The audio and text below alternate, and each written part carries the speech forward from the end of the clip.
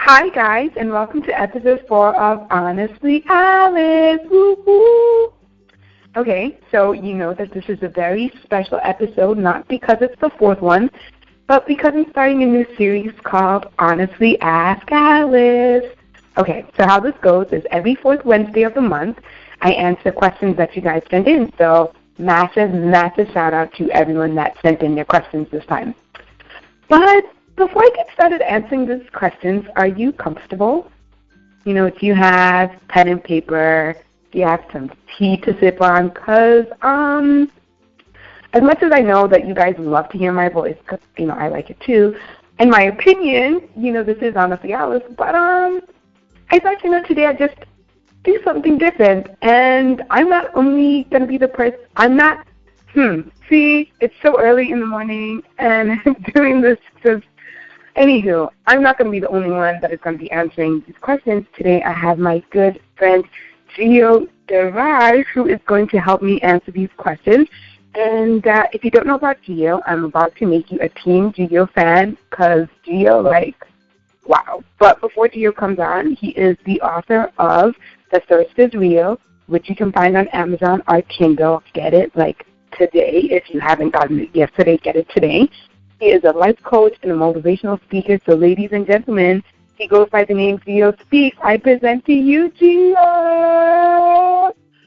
Hi, Geo. What's up? Oh, it's a pleasure to be on Honestly Alice. Woo woo! You weren't expecting that, right? I hope I hyped you up well enough.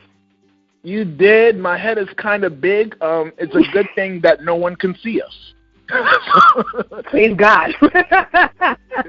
How are you doing this morning? I'm doing great. Went to the gym this morning. I'm excited to answer these questions and be a part of this 4th episode that you're on. So I can't believe it's already 4. I know, right? 4. Wow. 4 episodes. Whew. Okay, so are you ready to crush these questions with me? Absolutely. Awesome. Okay, so, you know, I sent you these questions ahead of time. And if you've noticed, we have a couple of themes running here. You know, we have race, relationships, schools, and dreams. And which ones do you want to tackle first? Well, I think the one I really love to get into is the friend zone. Oh, okay. So wow, we are going straight for it. Okay. Yeah. So the first question that we have is, how do I get out of the friend zone? Do you want to answer first, or should I answer first? Ladies first. Ladies first. Okay. Ladies and gentlemen, I am sorry to break your bubble, but you do not get out of the friend zone. Okay, it may sound weird, but you don't get out of the friend zone because you're not the one that put yourself in there. It is the person that puts you in the friend zone that has to get you out of the friend zone. You did not, you know, voluntarily select, hey, you know, I like you, but I'd like to be in the friend zone. No. You were just like, hey, I like you, and, you know, the other person was like, swerve, you're my sister, stay in your lane. So you ended up in the friend zone. So you cannot get yourself out of the friend zone unless that person who put you in the friend zone gets you out. You know, you stay there until you're let out. There's nothing you can do to get yourself out. You know, they have to change their mindset and their view of you to get you out of the friend zone. What do you think, Gio? Well, I mean, I think I got a different opinion about this. Of course. Why did I even invite you onto this, Lord? Listen, I'm about to drop some bars. Here's the thing. So I think the whole idea of how do you get out of the friend zone, I think that one of the most important things is, yes, we must start off as friends, but it's important that you do not make it feel like, you know, like when you think of your friend, you think, okay, hey, that's my homie. Well, here's what I say. Don't make it feel so homie-like. You know, don't make it feel like that. And so, yes, we go out, and we go out with friends and things like that, but there needs to be a way for you to not have yourself labeled as he's my brother. And there are certain things that brothers don't do with sisters, right? Okay. And I think it's important that you establish that not from the first moment, because obviously if I'm just looking from a male's perspective, I know we women can pick that up very quickly. They want you to be genuine. So you can't just go and say, okay, well, I'm just going to go straight forward and let her know, like, hey, I like you. And say, no, there's a process with it. But at the same time, I think that you can go and show what could be. And that's the main thing, is showing them a vision of, you're not trying to get her to say yes to you. What you want her to say is, I could see him in that light. And how does that happen? Well, don't go and take her to the corny movie theater, and every time you go out to eat is through a drive-through. No, switch it up a little bit where, and I've done this with my wife, like when we first started becoming friends, the first place I took her was like at a restaurant on the water. She still remembers that till this day, and I wasn't even trying to date her at that time. But what I wanted her to always have in the back of her mind is that there was always a possibility that I could see him in that light because of the way I approached it from the beginning. So I think it's very important that your approach, if you really like this person, obviously you'll be friends, but make sure that you give her an opportunity to have a vision for what could be, so that in the actuality that you want that to be a reality, that she can actually envision that in her head already. So you're basically saying don't get too comfortable. I'm not saying right, because you end up in the friend zone because maybe, as women sometimes we think we've overshared. Like I told him too much about me that now he can't see me in any other way because, like, damn, he knows my baggage. Or that's a good point. Huh? That's a good point you make about not being too comfortable. Because one of the things with the friend zone is when a girl tells you about another guy she's thinking about, you locked in the friend zone, and they threw away the key for the most part. So, like you said, don't make yourself too comfortable. I strongly agree with you on that. So basically, the message here is don't waste anybody's time, right? Right? Ain't nobody got time for that. Ain't nobody, but honestly, like before we move on to the next question, sometimes you end up in the friend zone because you think. And I've been here myself. Sometimes you get so close with a friend that you think that you want this friend in a more romantic sense, but you actually just appreciate them for who they are. When you're so used to getting a lot of, I don't know how to say this term, being politically correct and not swearing on the show, but when you get a lot of like flimsy dudes that come around you, when you finally get a genuine dude who just treats you right, who was raised right, you start to mistake that politeness and that chivalry to being like, oh my gosh, he likes me, or oh my goodness, this is someone I want to be with, when it's just like, no, he's just being a gentleman. He's just treating you how every other guy in your past should have treated you. That doesn't mean that you need to take your relationship to one step further, because as much as you guys are good as friends, you may be detrimental to each other in a relationship, Well said. Well said. Thank you. Okay, so since we're still on, we'll stay with the relationship. So the next question I have is, what does it mean when a girl asks you why haven't you texted her? Woo! I like that one. Right? Good question. What does it mean when a girl asks why haven't you texted her? There's so many things that goes into the person's mind, but I think one of them is, if you're not texting me, who are you texting? Because we're always on our phones. So if you're not texting me, am I just another person, another girl in the queue, and I got to wait my turn to get a... Geo just dropping mics today. You see what I'm saying? So I can understand that perspective. And then from a guy perspective, if you hear that, it also screams, does she have a potential of insecurity in her, where I think a woman who's like, hey, I know I am the gift. I don't ask you why haven't you texted me. If you haven't texted me, that's your loss, because if you haven't texted me, best believe if I went on another date, that person already texted me. So it's that perspective that you really got to understand from both sides. That's a good one. That's a good one, because when I saw the question, Obviously being a woman, the first thing that came to mind is, I have to say this, and I'm going to say it on record, and, my fellow women may just hate me, but we are overthinkers. By the time a scenario has happened, actually happens, we have come up with 1,000,001 reasons in our head. So by the time the guy's already receiving this text of like, why haven't you texted me? Homegirl has already gone to 101 different reasons as to why you haven't. And as you said, it's probably feeding, into her insecurities. But, I don't understand why we are still in the day and age why we think that, and correct me if I'm wrong, that the guy has to put in all the effort. Because let's be honest, if you really want to text somebody, text them. You want to have a conversation with them? Pick up your phone and have a conversation with them. Just be like, yo, I haven't heard from you in a while. How's it going? Because let's be honest, we are not at that age where, and we're not in that stage in our lives where we can just sit around and just ponder like, let me go through my phone list and see, I haven't spoken to Geo today. Like, no, if somebody comes to mind, just text them. Like, life is happening. Like, I'm 27. My friends are getting married. They're having kids. People are starting their own businesses. Life is happening not only to you and to me. So if I haven't texted you, it's not because, I haven't thought about you. Sometimes it's, out of, what's the phrase? Like,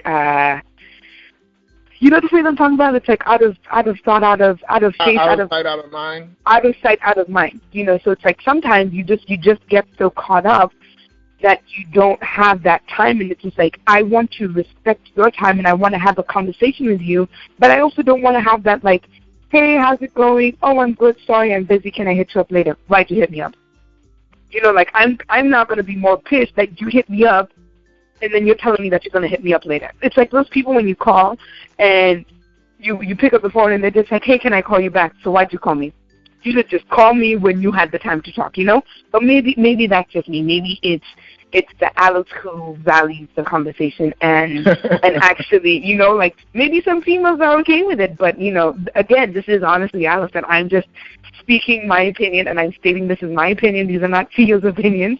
And if you don't like this, please feel free to unsubscribe. But, just stay on the show and just listen, But I think that sometimes we honestly overthink what's happening, and it doesn't hurt to be like, hey, what's going on with you? I haven't heard from you in a while, because sometimes when you hear what somebody else is going through, you're just like, damn, I shouldn't have overreacted. Because let's be honest, home dude, his grandmother may have fallen sick. He may have been in a car accident. He may have gotten dropped from his job. So much may have happened in that period of time.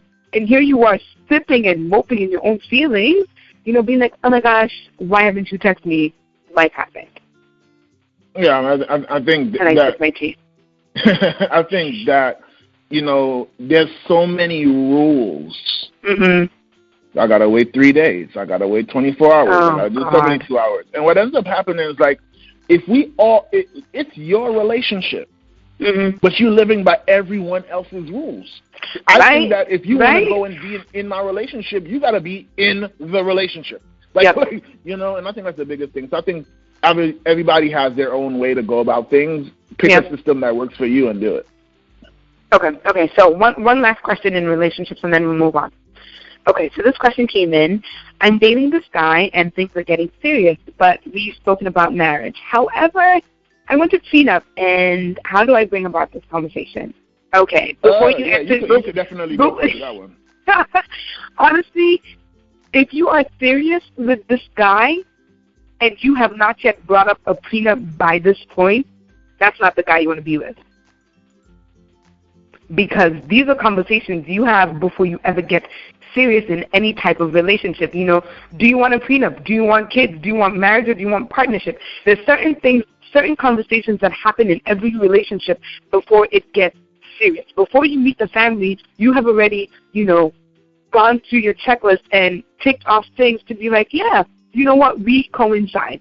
This is what you want, this is what I want, and these two things mesh up together. So the fact that you have not brought up your prenup, my question to you is, why are you in this relationship?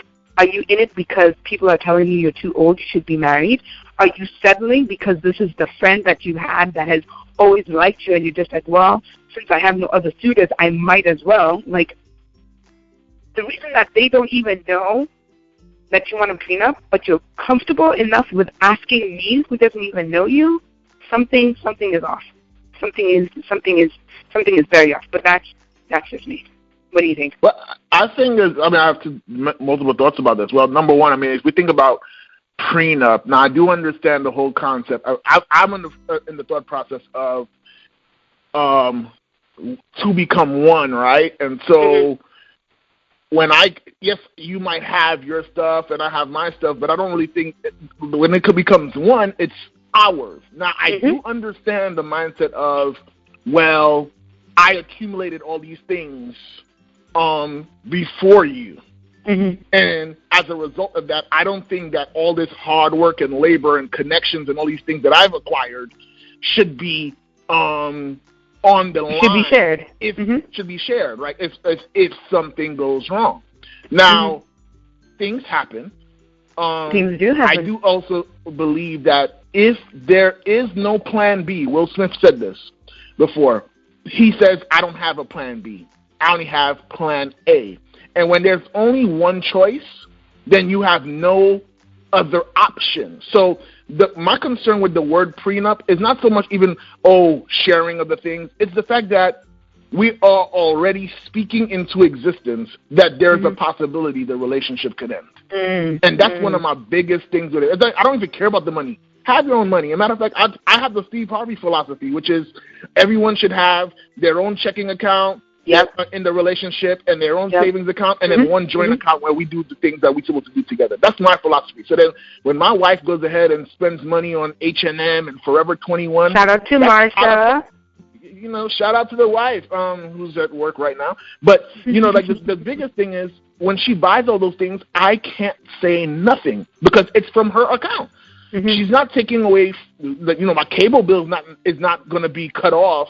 My cable is not going to be cut off because she went and bought H&M. That's her stuff. You know what I'm saying? So I think that's a big thing. But let's go to the question which says, okay, let's just say you do want to go and get a prenup and things are getting serious and you want to figure out how do I bring this conversation up.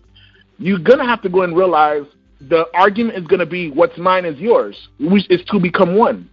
So how do you go and sell the idea that to become one is not to become one? And honestly, if I was to be really frank, I don't know how to bring that conversation up. I really don't know how you bring that up in a conversation and let the other person feel secure in the relationship. I think it's one of those, as I mentioned earlier, like this is something that should have been discussed before. Like, do you want kids?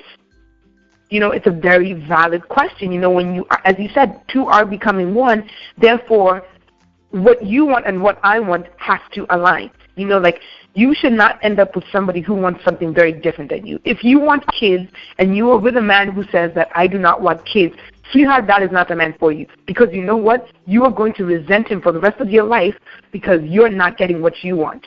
On the other hand, if you end up having kids, he is going to resent you for giving him something that he doesn't want.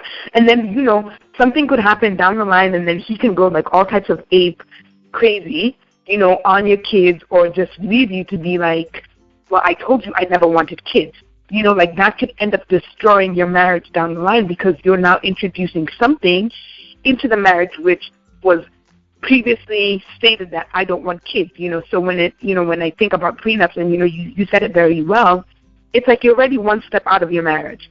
You're already just like, well, there's a possibility it's going to fail, so I'm already going to put one step out. So you're 90% into your marriage and you'll never be 100% because in the back of your mind, you're always saving, you're always looking for that reason, to bring up something. And yes, two becomes one is great, but if you have to convince somebody that, a prenup is good, then that clearly isn't a person for you because the person for you would want a prenup too. You know, so it's something like, do you want a prenup? Of course I want a prenup. Perfect. This is going to work out just great. You know, like you have to, you know, as both of us are in the faith, in the Bible it tells us, you know, we have to be equally yoked. And if a prenup is for you, a prenup is for you. That means that the person who is equally yoked for you will also want a prenup. Therefore, your marriage will be fine. Because you're both going into it with the same mindset. You want a prenup, he wants a prenup, boom, happy. But if you want a prenup and he doesn't, somebody is going to be leaving that relationship or staying in that relationship extra salty and resenting themselves because they're getting into something which they do not morally believe into. Very good. Yeah, that's good. Okay, so, okay, I think we're done. Let's move on. So, what do you want to? Okay, you know what? Let's just go for it. Let's just go for it. So, we're gonna go into race. Okay. So a lovely question that I got here is, which one between should I do the Stacey Dash one or Race in America? Let's talk about my girl Stacey. Okay, Stacey. Okay, so the question that I got is, what is your view on Stacey Dash's comment on abolishing the BET network and Black History Month? I think it's ludicrous. Why? Because we have to make up our minds. Either we want to have segregation or integration. And if we don't want segregation, then we need to get rid of channels like BET and the BET Awards and the Image Awards, where you're only awarded if you're black. If it were the other way around, we would be up in arms. It's a double standard. So you say there shouldn't be a BET channel? No, I don't think so, no. Just like there shouldn't be a Black History Month. Yeah.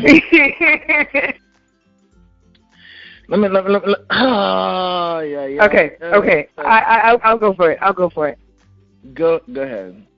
So there's nothing wrong that Stacey Dash has said here, right? There's actually absolutely nothing wrong she has said here.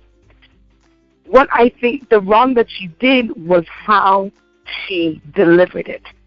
I think what Stacey Dash needed to say is, it is sad that in 2016, we are still living in an era where we have segregated TV, where we have segregated newspapers, segregated magazines, segregated award ceremonies, because we still have not been given the platform on the majority channels to showcase our talent unless we are acting as slaves or being depicted as stereotypes. You know, that is the only way, and I think that's what she meant to have said. But how she delivered it, obviously, you know, she got a lot of backlash because she has been on BET Awards. In 2011, she did host, you know, the NAACP Image Award. Stacey Dash became Stacey Dash because of the minority Black African community in America. So for her to go and outrightly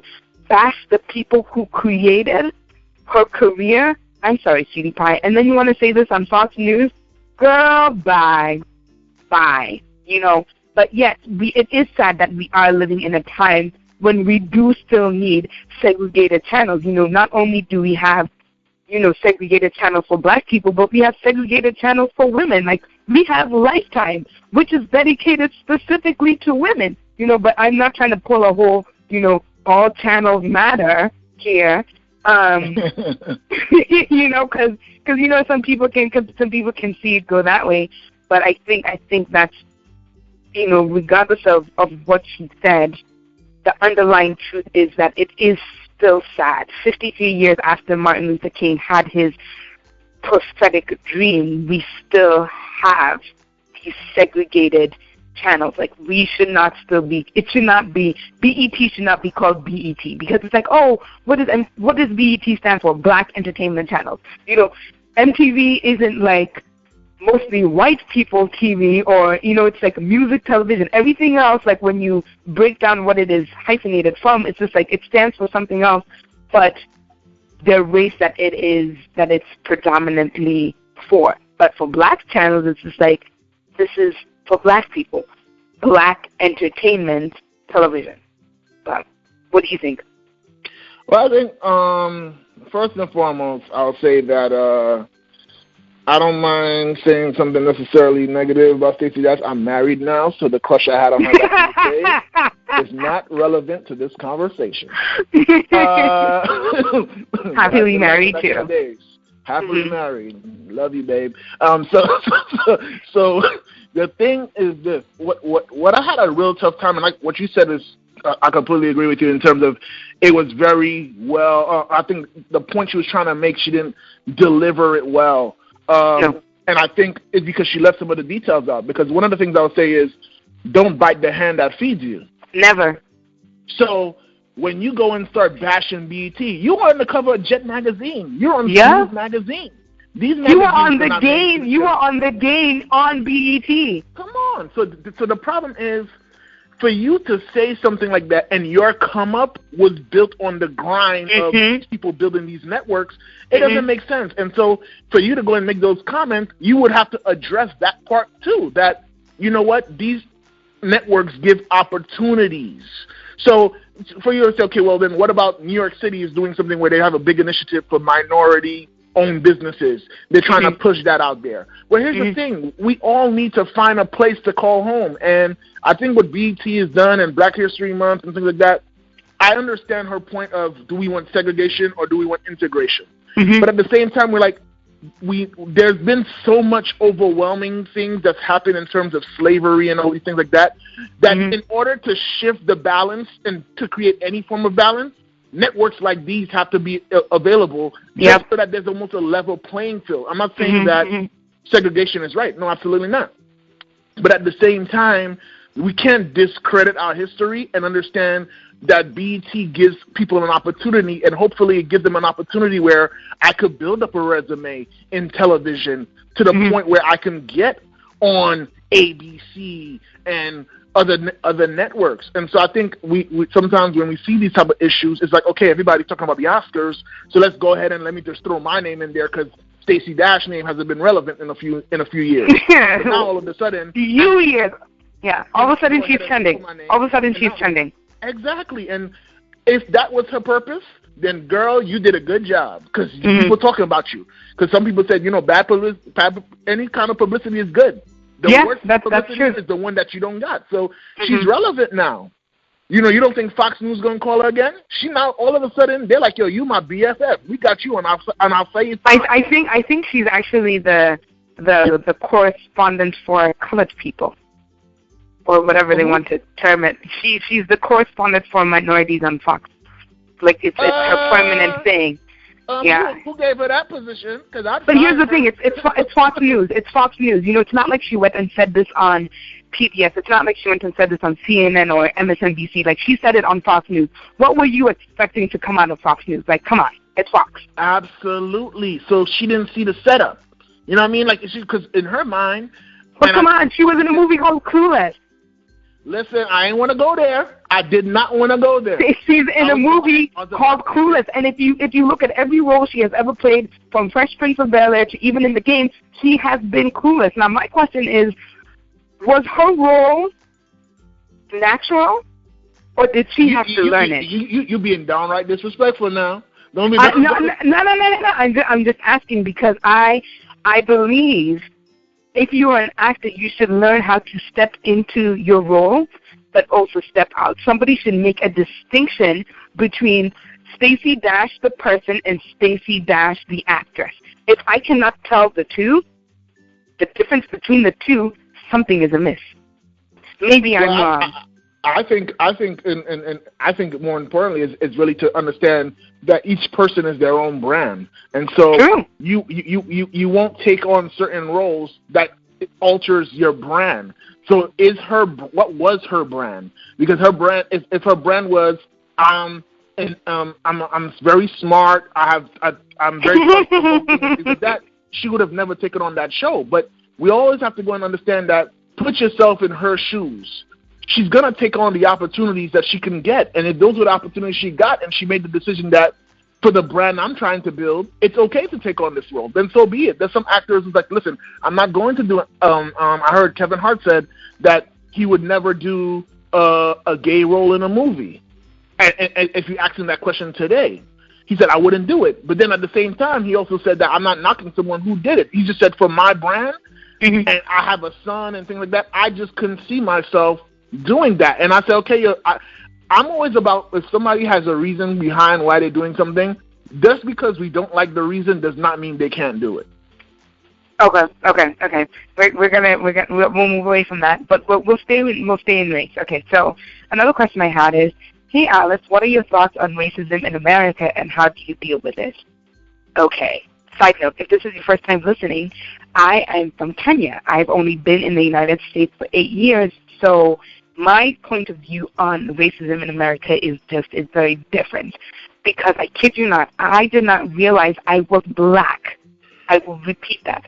I did not realize I was black until I moved to America, Providence, Rhode Island, in 2007. I was 18. For 18 years, I lived as a female African woman who was from a particular tribe in Kenya. My skin color did not matter because I was the majority. Suddenly I moved to this country and it's just like, oh, snap. I'm a different color. I have to dress a certain way. I have to speak in a certain way for people to give me the credit that I outrightly deserve. You know, if I come up into a job and I'm just like, yo, what's good? Nobody's going to take me seriously, but my credentials say that I have a master's in communication studies. If I walk into an interview in hoodies and sweats because that's what's going to make me comfortable and showcase who I am, they're going to say I'm a hoodlum. So I need to dress up the part, or as they say, quote unquote, you know, dress white. But, you know, that's a topic for another day. And my thoughts, so honestly, my thoughts on racism is people need to talk about it. People need to talk about it. In the 8 years I have been here, it is harder being a black person now with Obama in presidency than when Bush was a president. Because all of a sudden, nobody wants to talk about the fact that, like, oh, you know, it's like this underlying rule that because, you know, Obama's president, black people should be happy. I'm going to sip my tea and I'm going to leave my comment there. Geo, go. I think to acknowledge that it doesn't exist is just being naive. I think it's important to understand that it does exist, because only when you acknowledge the problem can you find a solution. And so you have to see it from that perspective. But then I also would like to say that don't let your race be a prison. Absolutely. And so did Tyler Perry have an easy time getting his movies into Hollywood? They wouldn't give him anything. And so what I loved about what he did was he said, okay, well, since you guys don't want to go and take my films because you think I'm making quote-unquote black movies or things that people in general public cannot relate to, what I'll do is I'll create my own studios and I'll have my own lot and I'll go and produce things on my own terms. Well, here's the thing. If he got overwhelmed with the fact that they wouldn't let him in and he focused so much on the obstacle and problems, he would never see the opportunity and the possibilities. And so I say acknowledge that racism exists, but the way you deal with it is you use it as fuel so that you can go and drive yourself to the success you need to go to. I think it's paralyzing to keep doing this dance with racism and just say, hey, this is what I can't do, this is what I can't do, and say, okay, well, what can you do from where you are? What opportunities can you create for yourself? Because what happens is when you create the opportunities for yourself, people start to go and jump on the bandwagon because you start winning. Now all of a sudden Tyler Perry can get in a movie with Alex Cross and have another and get that into Hollywood because he went ahead and said, you know what, I'm not going to wait for you to go and open the door for me. I'll create my own momentum, and then if I decide, I'll let you go on and jump on the ship if I feel like it. So go ahead and use it. Use it to fuel you, and understand that there's a market for everyone. And so don't go and let this be the thing that kind of stop you. But I'm not saying it does not exist. It definitely does exist. And it exists, and conversations need to happen. Like, people just need to be like, okay, Because the only way you can get past anything, be it in your relationship, be it in your own life, is you have to acknowledge. People have to say, yes, America is still racist. And it's okay, because Kenya is tribalist. Every country has their own thing that they're dealing with. They just call it something else. So America needs to say, yes, we are still racist, and it is because it has been so ingrained into your history, and kids are brought up with this mentality.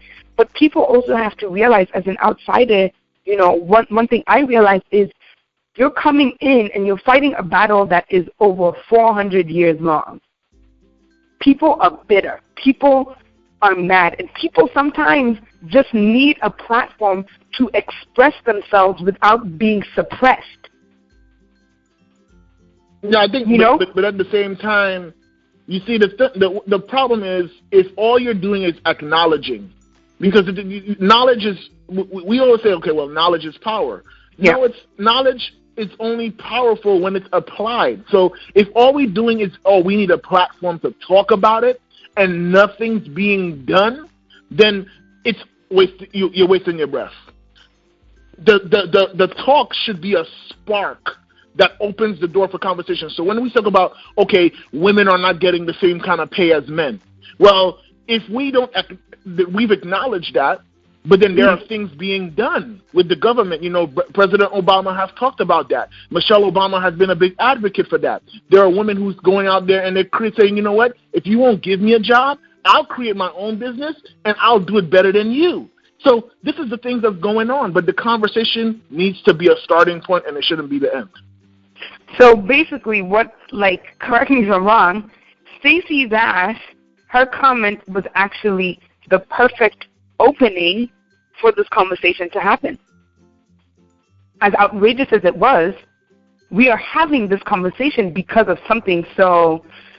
But I'm saying, what I'm saying is, when you bring up a problem, the biggest frustration I got a lot of times with politicians or anybody else like that is that we talk about the problem and we don't, even if you didn't have the right solution, do you have a proposed solution? That's my problem. It's like, if you don't have a proposed solution and all you want to do is just say, hey, look, I just threw the ball in the air, now somebody else go play with it.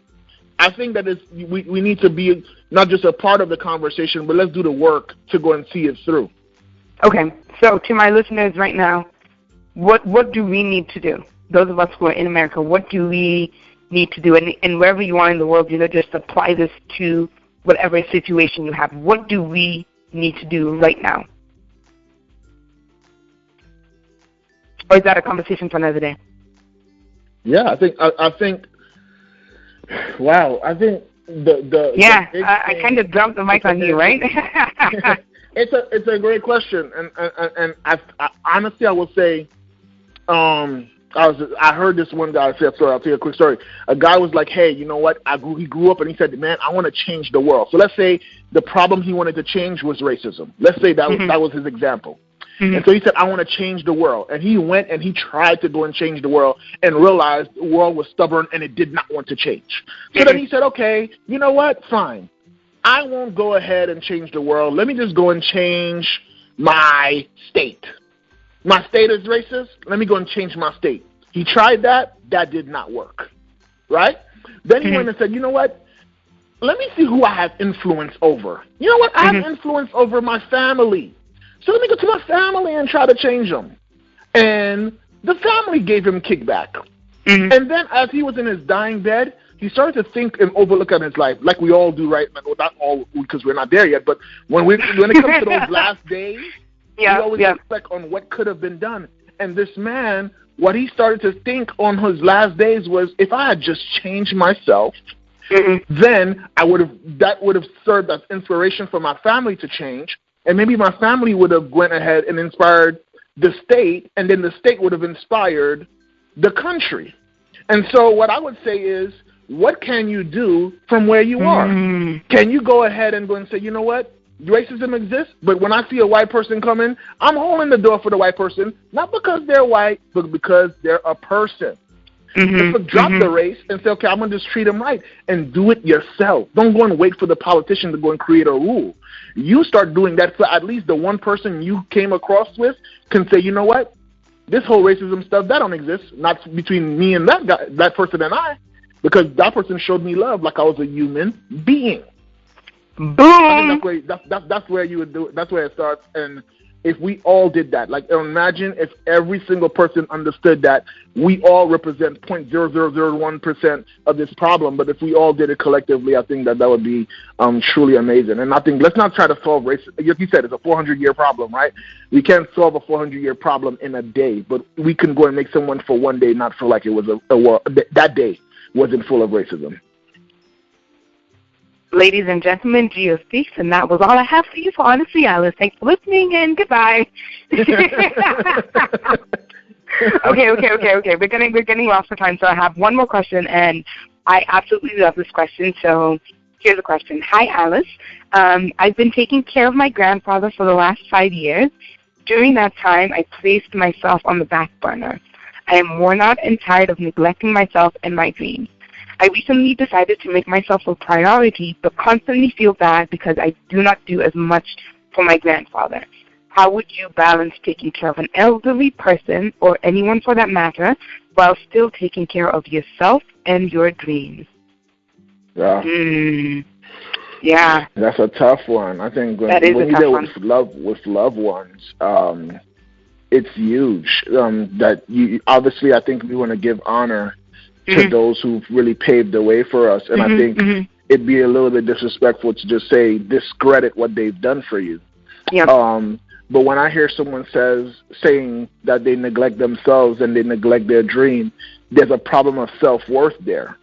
And so if you're not trying to live out your dreams, then what are you living out? I heard one person say that you're not living out your dreams, you're living out your fears. And so, or you're living out somebody else's dreams. Yeah, exactly. And I think one of the things is, if I'm not living out my dreams, then slowly every day I'm dying. And so as you're healing, as you're catering to the needs of the grandfather, who's going to cater to yours? Yeah. Because what happened is, slowly but surely, you're becoming a person who's going to be in need of help because you've neglected yourself for so long. That's like leaving a child in the street and say, yo, raise yourself. That child will just become ignorant. Like there's no way. They need that love and care. And so I think there's a time for you to have self-love as well. But I think also, I would always say that one of the things I see this a lot with like other cultures, a lot of times like the Caribbean, African, Hey, don't come from my people. Don't come from my people. Listen, it's all love. It's all love. Remember, this is Honestly Alice, not Honestly Geo, okay? No, we're not doing that. No, you're good.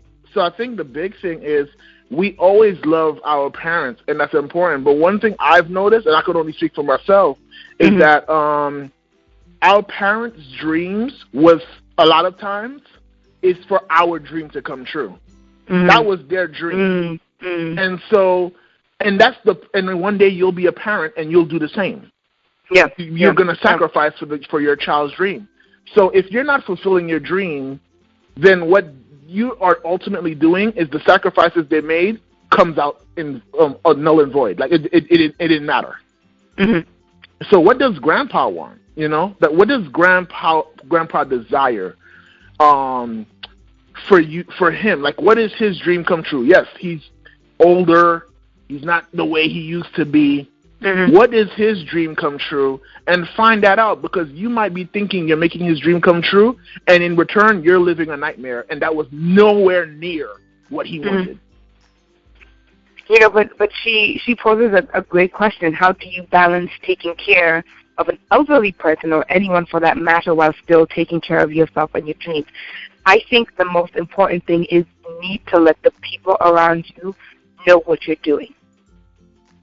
For example, like when I started Honestly Alice, my family knows I started Honestly Alice, and my friends knew I started Honestly Alice. So if I suddenly wasn't picking up your phone or responding to a text, they knew I was probably recording something for Honestly Alice, and they wouldn't feel some type of way.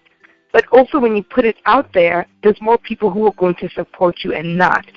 I think what you need to do is first off have this conversation with your grandfather and just be like, look, Grandpa, or however you call your grandfather, just be like, this is really what I want to do. But to be honest, I feel that by me pursuing my dream, I'll be neglecting you. It's family. Just be honest to them, and you don't know what they can say. They could be like, oh, it's okay, like we can do this, that, and the fourth. Or, they can help you, have them help you come up with your solution, because you don't need to be in this, by yourself. You can juggle the two, but the other person, in this case your grandfather, needs to be aware of what else is on your plate.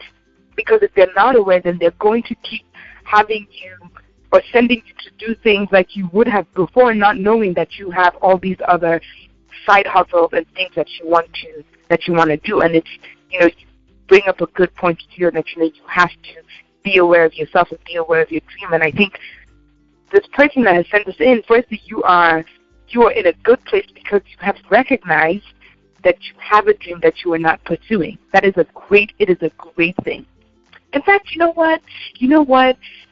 You need to read The Alchemist by Paulo Coelho. And I know, Geo, I've told you about this, and I believe you're listening to the audiobook, but you need to read The Alchemist by Paulo Coelho. And why? Because basically he's just saying that you need to just step out there and just live out your dream. It is never a good time to start your dream. The timing will never be right. There will always be something. Right now it's your grandfather. Next year it could be something else. There will always be something that is stopping you from pursuing your dream. So you know what? Start.